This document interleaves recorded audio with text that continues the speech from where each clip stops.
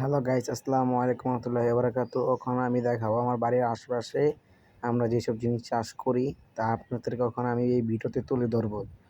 এখন আমি দেখাচ্ছি যে কত সুন্দর সুন্দর কচু গাছ, যেটা রক্তের জন্য অনেক উপকার হতে পারে। আমি আশা করি এই কথাটা প্রত্যেক ডাক্তারে বলে যে কচু খাবেন, কচু খেলে যে শরীরে রক্ত পরিষ্কার হয়।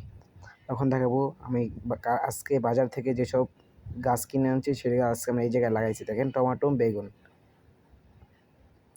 আর সবাই ভিডিওটা ফলো করবেন। এদের এই জায়গায় টমেটো রয়েছি।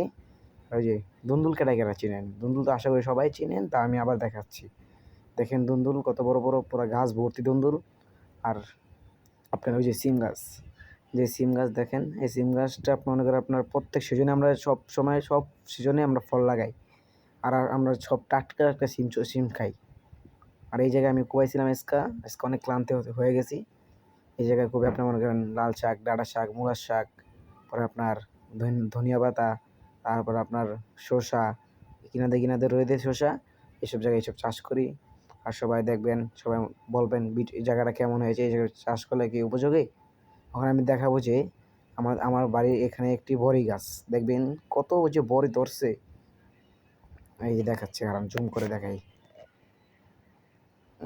এই তো গ্যাসের দ্বারা আমরা আসলাম, আসে দেখাই। এই দেখেন কত বড়ি, সুন্দর সুন্দর বড়ি।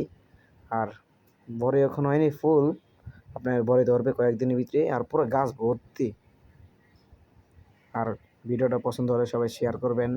তখন দেখাবো আল্লাহ তাআলার কত নিয়ামত, এত সুন্দর নিয়ামত আল্লাহ তাআলার। দেখেন একটি বাড়ির ভিতরে পেঁপে গাছের কথা, যে পেঁপে গাছ, এত পেঁপে গাছ যে দেখতেছেন যে, দেখেন একটি বাড়ির ভিতরে এত পেঁপে, কীভাবে পেঁপে হতে পারে। যে বড় বড় পেঁপে সেইগুলো আসলো, বড়ডি ছিঁড়ে নিয়ে গেছে। এখন ছোট কয়েকটি আছে, তা অনেক বড় বড়। আর দেখেন কোন জায়গায় পেঁপে চাষ করছে তারা। দেখেন একটি বাউন্ডারির ভিতরে কীভাবে পেঁপে গাছ হয়। আর সেখানে যায় কোনো রোদ পোষায় না। আল্লাহ তাআলা চাইলে কত কিছু পারে। আর দেখেন এই যে দুন্দুল, কি বড় দুন্দুল, মাশাআল্লাহ লিখে যাবেন সবাই। দুন্দুলের মধ্যে দেখতে অনেক সুন্দর। হ্যালো গাইস, এই পেজটাই আমার, সবাই ফলো করবেন। Let's go!